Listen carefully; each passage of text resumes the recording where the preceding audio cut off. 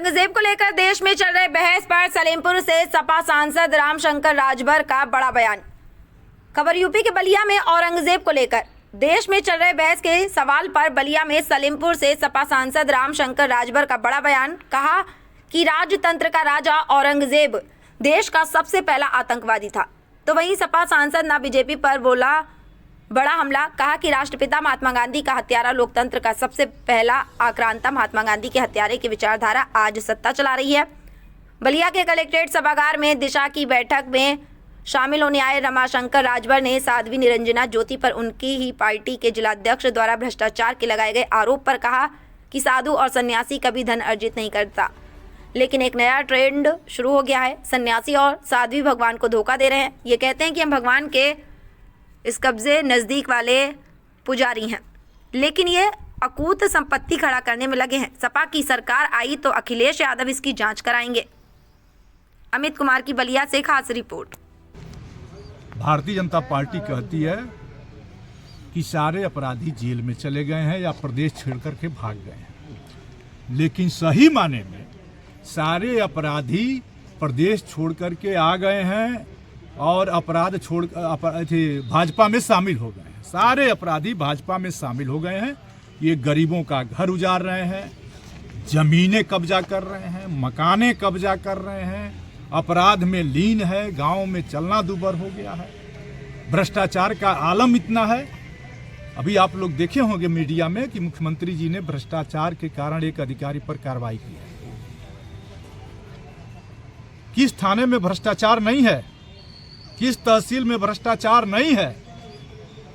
बहराइच में एक मंत्री जाते हैं, जल मंत्री, एक टंकी का उद्घाटन करने, आज ज्यों ही जल मिशन का, आज ज्यों ही वहां से आते हैं वो टंकी भर भरा के गिर जा रही है। तो भ्रष्टाचार में संपूर्ण उत्तर प्रदेश डूबा हुआ है। अब जनता मन बना रही है, भ्रष्टाचार से मुक्ति का मन बना रही है।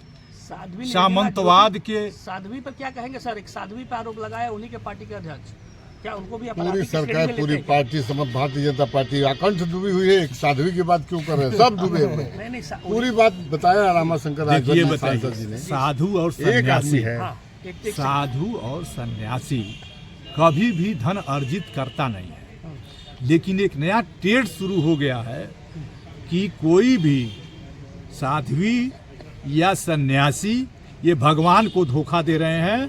कहते हैं कि हम भगवान के एकदम नजदीक वाले पुजारी हैं, लेकिन अकूत संपत्ति खड़ा करने में लगे हुए हैं। सरकार बनेगी तो जांच भी होगी, सर कराएंगे, अवश्य जांच कराएंगे।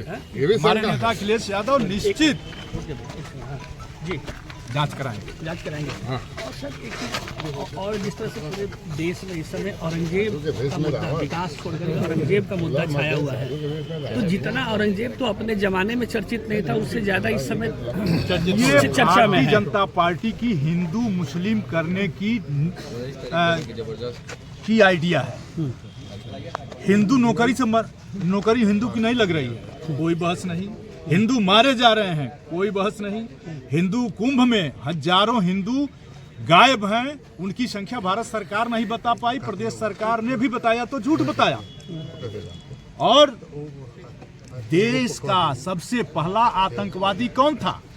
औरंगजेब राजतंत्र का राजा था, लोकतंत्र का राजा नहीं था। उस समय राजा महाराजा होते थे, और राजा महाराजाओं को इसका सवाल देना चाहिए, जवाब देना चाहिए कि जब राजतंत्र था तो राजतंत्र में अंग्रेज इन पर मुगल आक्रांता भारी कैसे हो जाते थे। ये लोकतंत्र है। लोकतंत्र का पहला आक्रांता कौन था? आप लोग सर्च करिए।